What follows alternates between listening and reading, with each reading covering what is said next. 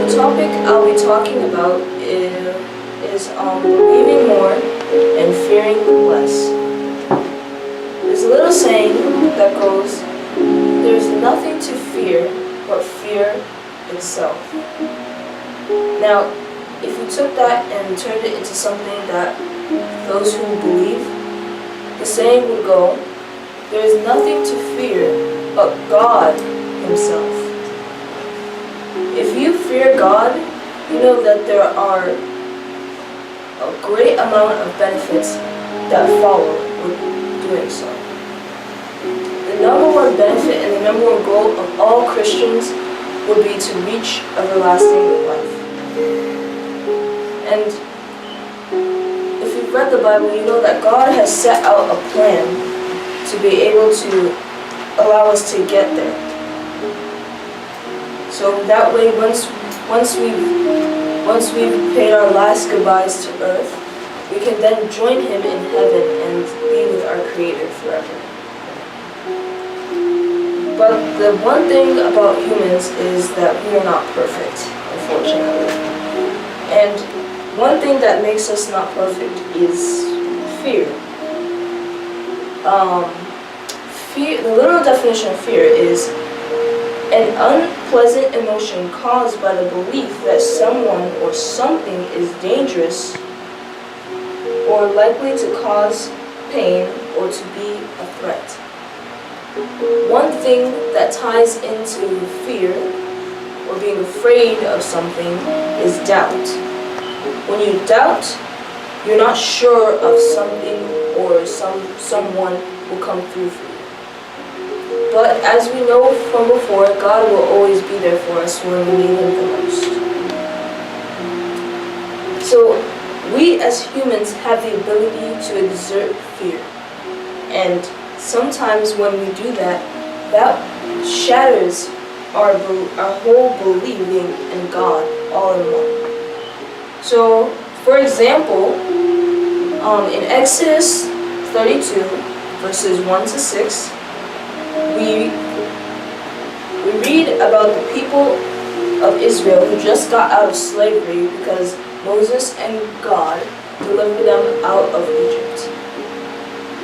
It says, "Now when the people saw that Moses delayed coming down from the mountain, the people gathered themselves together around Aaron and said to him, 'Come, make us gods, which we will go before us. As for this Moses, the man who brought us up out of the land of Egypt, we do not know what has become of him.' Aaron said to them, 'Break off the golden earrings that are in your ears of your wives, your sons, and your daughters, and bring them to me.' So all the people broke off the gold earrings that were in their ears and brought them to Aaron. He received them from their hands and fashioned it with an engraving tool and made it into molded calf. Then they said, 'This is your God, O Israel, who brought you from the land of Egypt.' When Aaron saw it, he built an altar before it. And Aaron made a proclamation, and said, 'Tomorrow will be a feast to the Lord.' So they rose up early on the next day and offered burnt offerings and brought peace offerings. And the people sat down to eat and to drink and rose up to play." So right there we can see that the immediate moment that Moses left them, they thought that God had abandoned them. And so therefore they were afraid that since God had left them, that they should just move on, and they thought that was what was best for them. But unfortunately, that was not what was best for them.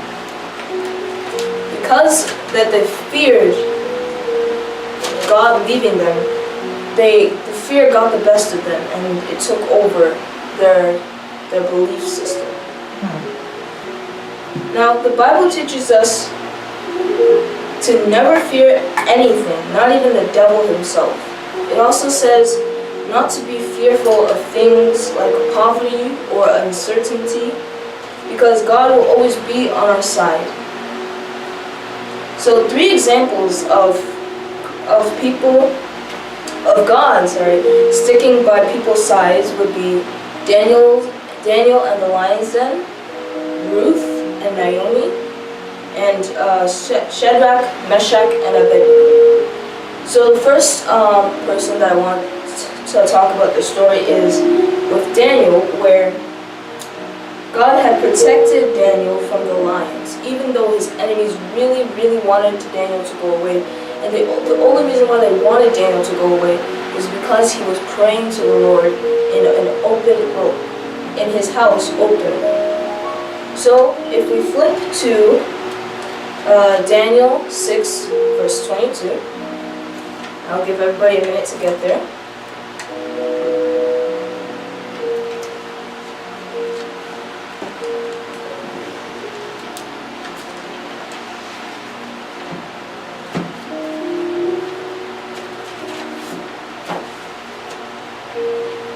Is everyone there? Okay. Yes. So in Daniel 6:22 it says, let's see, I lost it. Daniel 6:22. Okay, in Daniel 6:22 it said, "My God has sent his angel and shut the lion's mouth so that they have not hurt me, because innocence was found in me before him. And also before you, O king, I have done no harm."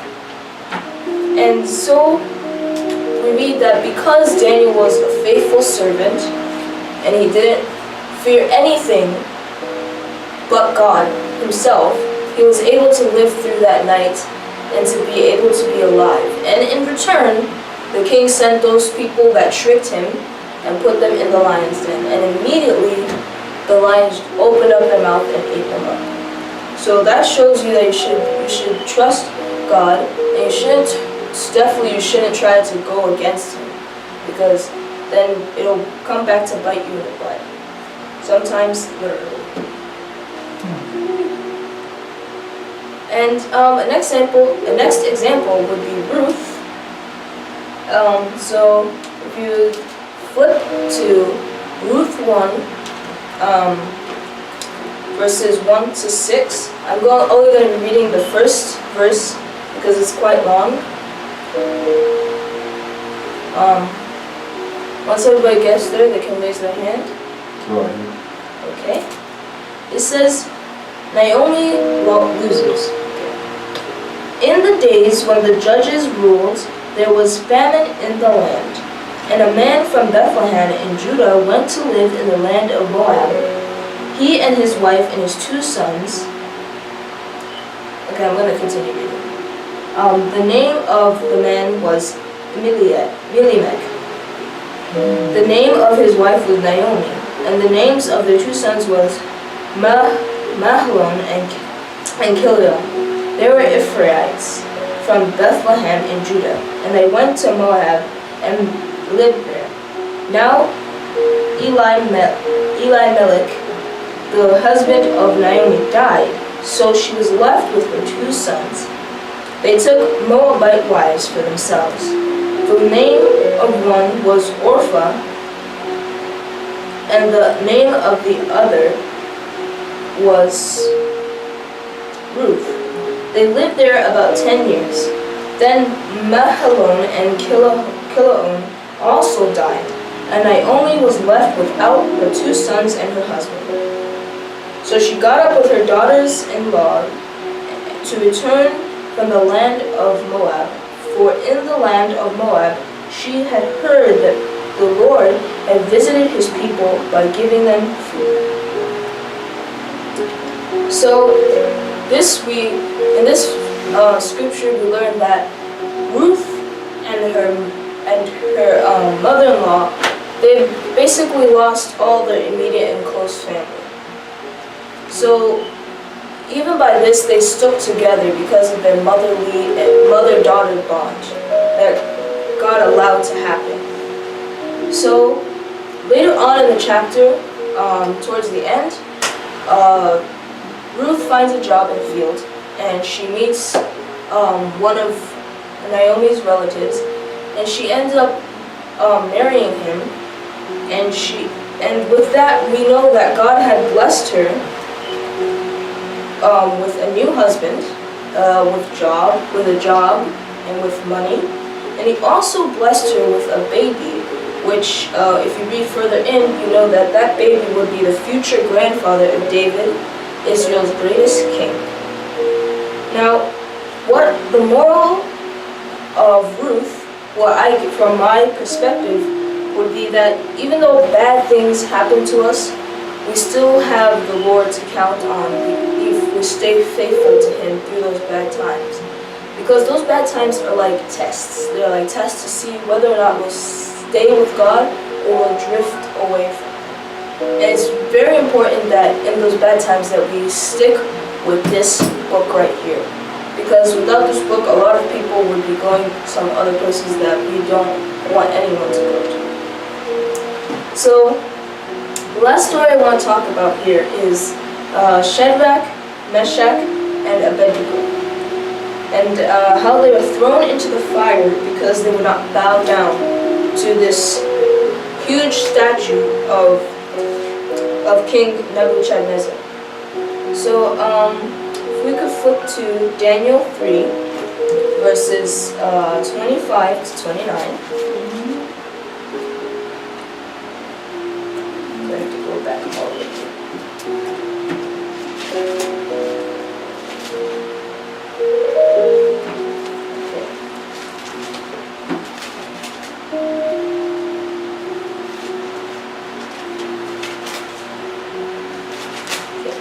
Is everyone there?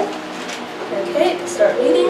It said, "He answered and said, But I see 4 men loose and walking in the midst of the fire, and they are unharmed. And the form of God is like the 4th Son of God."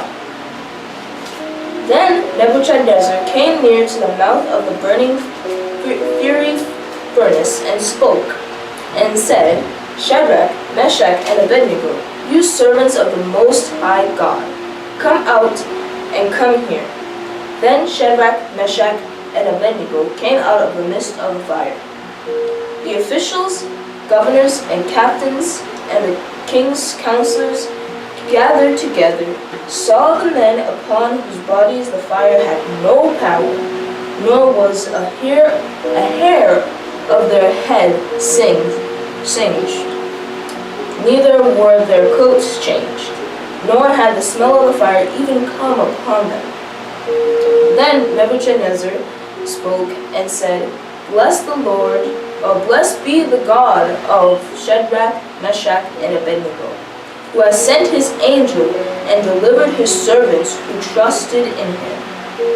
They defied the king's word and yielded their bodies, but that they might not serve nor worship any god except their own God." I want to take a little break here, and I want to say, I pray that you will stay with God through all your trials and tribulations, because in the end it's going to be worth it. Okay? Amen. Amen. Let's see here.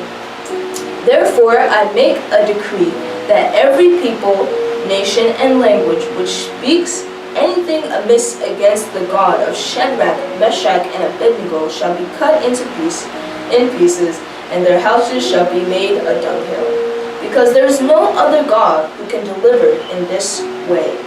And I just want to read this extra one because I didn't really write this down, but "Then the king promoted Shadrach, Meshach, and Abednego in the province of Babylon." So because they stayed truthful to God,